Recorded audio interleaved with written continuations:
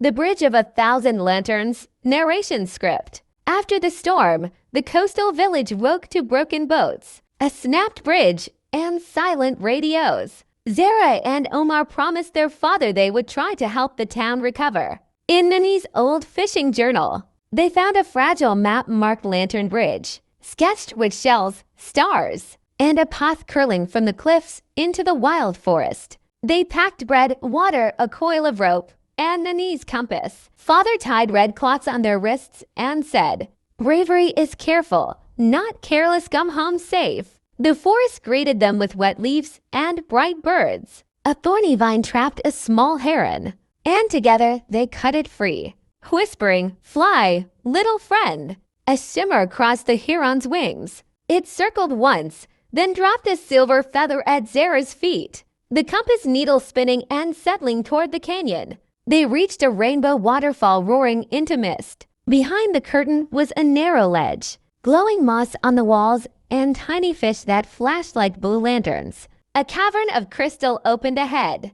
Every step rang like a bell, and their reflections walked beside them, braver and taller than they truly felt inside. A swing bridge hung over deep air. Omar shook, but Zara showed him how to breathe slow, counting waves. Together they crossed, hand to rail, heart to heart. On the far side, a fawn bleated from a thorn bush. They freed it gently, and a great deer bowed, leaving a leaf that glowed like moonlight cupped in green. Dusk spread colors over the cliffs. They placed the silver feather and the moonleaf on a stone altar, and the wind answered with a soft, rising hum. One lantern blinked into being, then 10, then 1,000. A floating bridge unfurled across the gulf, warm light paving a road where there had only been sky. They stepped lightly. Lanterns bobbed beneath their feet like sleepy stars. Omar laughed once, and his fear fell away, drifting behind them like fog.